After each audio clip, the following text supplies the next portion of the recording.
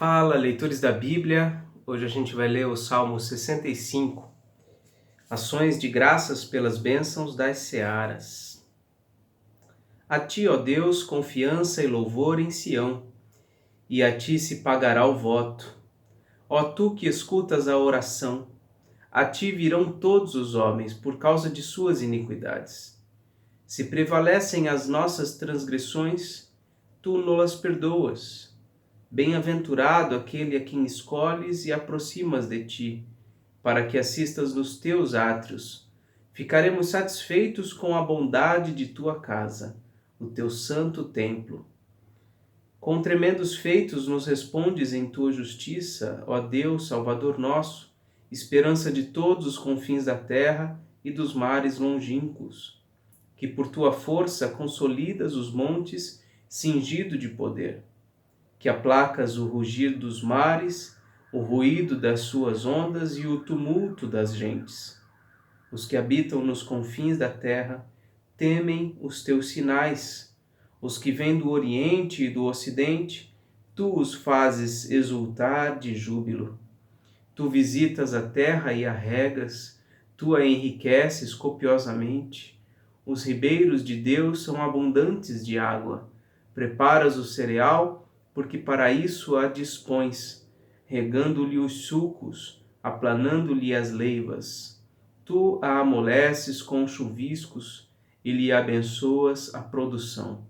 Coroas o ano da tua bondade, as tuas pegadas destilam fartura, destilam sobre as pastagens do deserto, e de júbilo se revestem os outeiros. Os campos cobrem-se de rebanhos, e os vales vestem-se de espigas, exultam de alegria e cantam. O Salmo 65,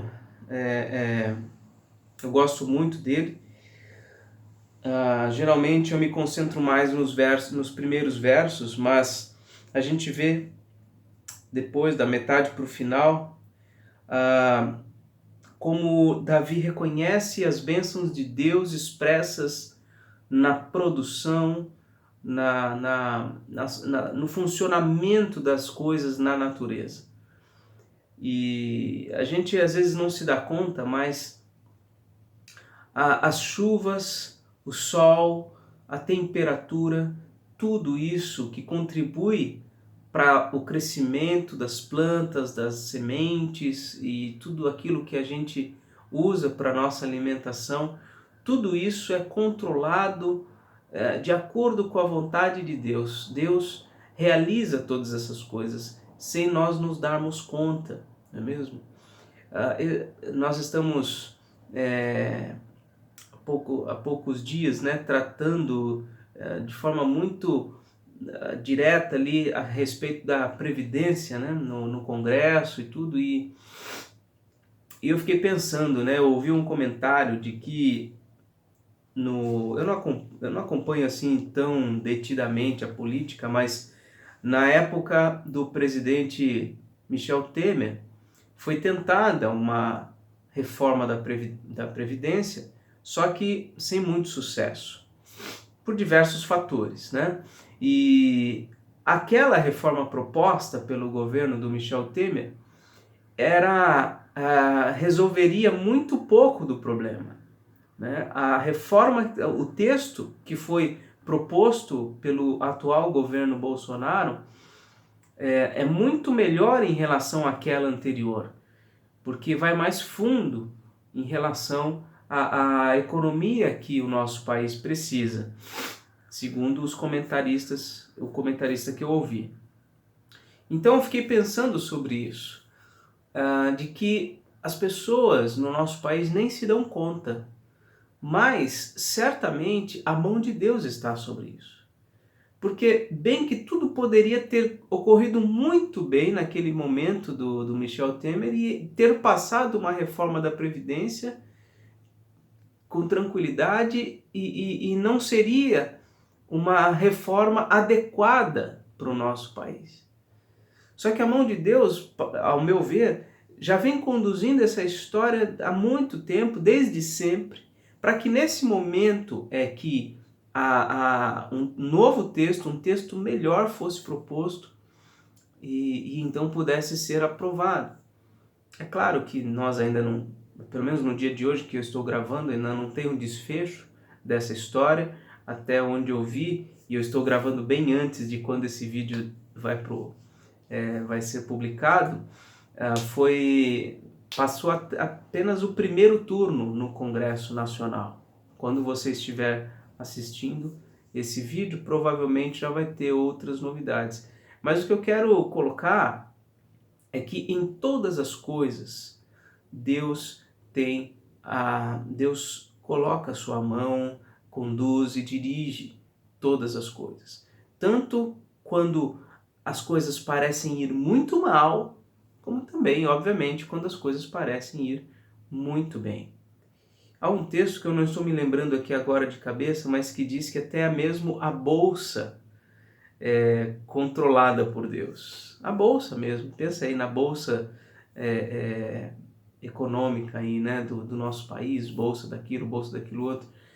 Tudo isso que os especialistas avaliam, né, o humor dos investidores e não sei o que e tal, e por trás de tudo isso está a mão de Deus conduzindo corações, conduzindo vidas, mentes a pensar de um ou de outro modo, para o bem ou mesmo para o mal da nação, porque quando nós vemos que a nação ela passa por dificuldades gravíssimas, isso também provém de Deus. Então é muito bom a gente olhar para o Senhor e render graças a Ele quando as coisas vão muito bem, e devemos também olhar para o Senhor com arrependimento, com o desejo de aprumar os nossos passos quando as coisas vão muito mal.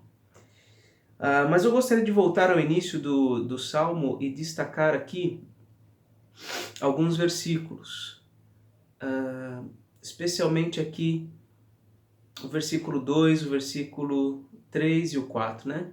Ó tu que escutas a oração, a ti virão todos os homens por causa das suas iniquidades.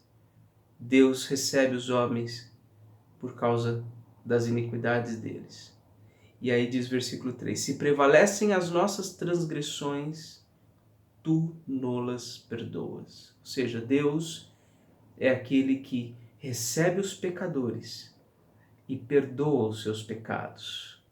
E o versículo 4 vem dizer que este, que é perdoado por Deus, ele é bem-aventurado.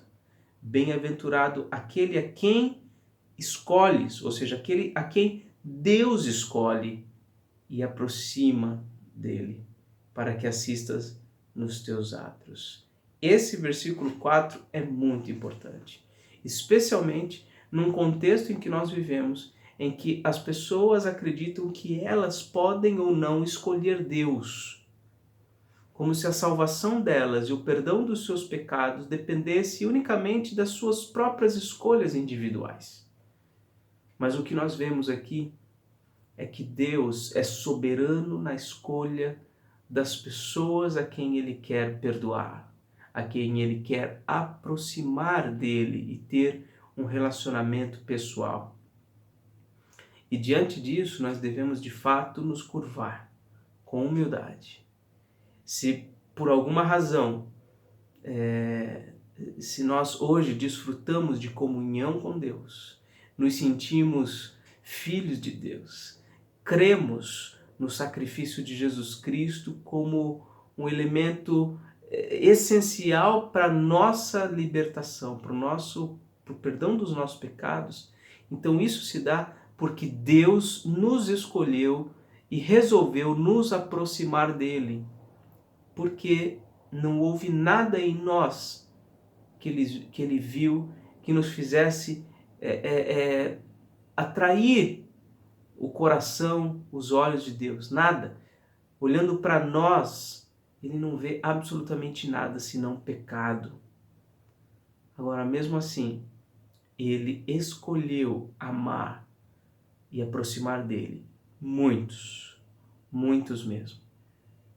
Até na ceia do Senhor, Jesus disse, né? este é o cálice da nova aliança, isto é o meu sangue, né?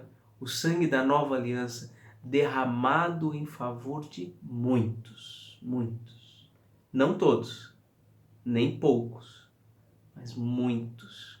E são estes muitos que Deus escolheu e resolveu nos aproximar dele por meio de Jesus Cristo.